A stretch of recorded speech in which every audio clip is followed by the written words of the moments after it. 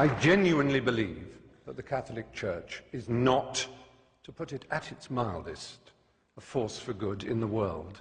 And therefore it is important for me to try and marshal my facts as well as I can to explain why I think that. But I want first of all to say that I have no quarrel, no argument, and I wish to express no contempt for individual devout and pious members of that church.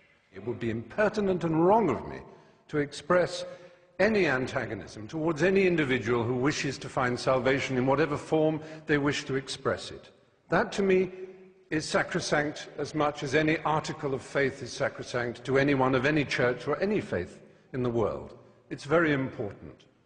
It's also very important to me, as it happens, that I have my own beliefs. They are a belief in the Enlightenment. They are a belief in the eternal adventure of trying to discover moral truth in the world. And there is nothing, sadly, that the Catholic Church and its hierarchs likes to do more than to attack the Enlightenment. It did so at the time. Reference was made to Galileo and the fact that he was tortured for trying to explain the Copernican theory of the universe. Just imagine in this square mile how many people were burned for reading the Bible in English. And one of the principal burners and torturers of those who tried to read the Bible in English here in London was Thomas More. Now, that's a long time ago. It's not relevant, except that it was only last century that Thomas More was made a saint, and it was only in the year 2000 that the last pope, the Pole, he made Thomas More the patron saint of politicians. This is a man who put people on the rack for daring to own a Bible in English. He tortured them for owning a Bible in their own language. The idea that the Catholic Church exists to disseminate the word of the Lord is nonsense.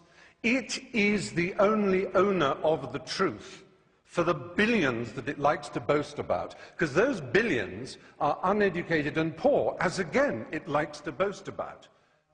It's perhaps unfair of me as a gay man to moan that this enormous institution, which is the largest and most powerful church on earth, has over 1 billion, as they like to tell us, members, each one of whom is under strict instructions to believe the dogmas of the church, but may wrestle with them personally, of course.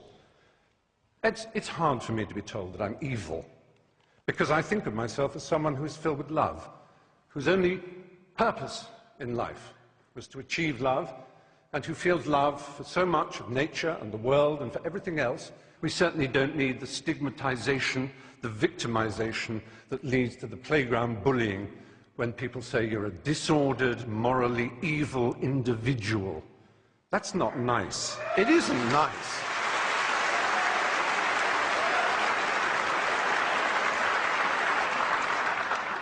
The kind of cruelty in Catholic education, the kind of let's not call it child abuse, it was child rape. The kind of child rape that went on systematically for so long. Let's imagine that we can overlook this and say it is nothing whatever to do with the structure and nature of the Catholic Church and the twisted, neurotic and hysterical way that its leaders are chosen. The celibacy, the nuns, the monks, the priesthood. This is not natural and normal, ladies and gentlemen, in 2009. It really isn't.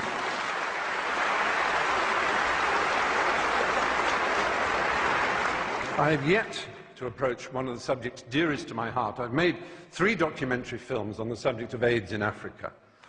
My particular love is the country of Uganda. It's one of the countries I love most in the world. There was a period when Uganda had the worst incidence of HIV/AIDS in the world. But through an amazing initiative called ABC, abstinence, be faithful, correct use of condoms, those 3, I'm not denying that abstinence is a very good way of not getting AIDS.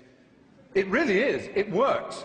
So does being faithful. But so do condoms. And do not deny it. And this Pope,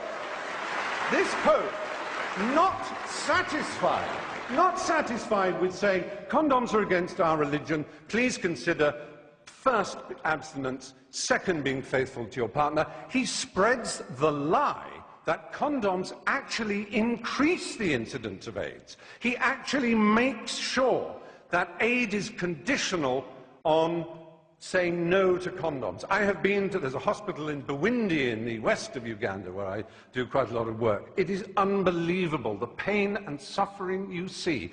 Now, yes, it is true, abstinence will stop it. It's the strange thing about this church. It is obsessed with sex. Absolutely obsessed. Now, they will say, we with our permissive society and our rude jokes are obsessed. No, we have a healthy attitude. We like it, it's fun, it's jolly, because it's a primary impulse. It can be dangerous and dark and difficult. It's a bit like food in that respect, only even more exciting. The only people who are obsessed with food are anorexics and the morbidly obese. And that, in erotic terms, is the Catholic Church in a nutshell.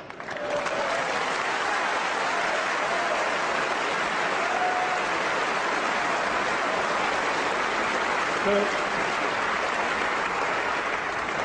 do you know who will be the last person ever to be accepted as a prince of the church? The Galilean carpenter, that Jew. They would kick him out before he tried to cross the threshold. He would be so ill at ease in the church. What would he think? What would he think of St. Peter's?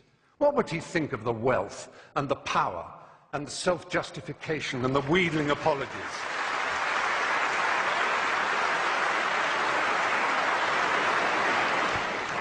The Pope could decide that all this power, all this wealth, this hierarchy of princes and bishops and archbishops and priests and monks and nuns could be sent out in the world with money and art treasures to put them back in the countries that they once raped and violated.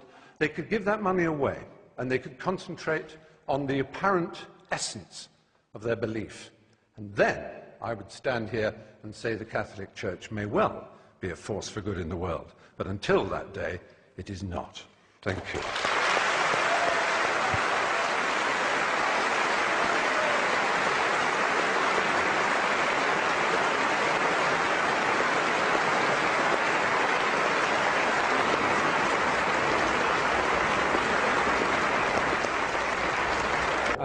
I suppose I'm slightly disappointed that Anne Widdecombe in particular should say, oh, I knew they'd bring up condoms and child rape and homosexuality. It's a bit like a burglar in court, so you would bring up that burglary and that manslaughter. You never mention the fact I give my father a birthday present. You know, it's, yes, are you getting the message? There is a reason we hammer home these issues, because they matter. There's such an opportunity, owning 1 billion souls at baptism. It's such an opportunity to do something remarkable to make this planet better. And it's an opportunity that is constantly and arrogantly being avoided, and I'm sorry for that. Okay.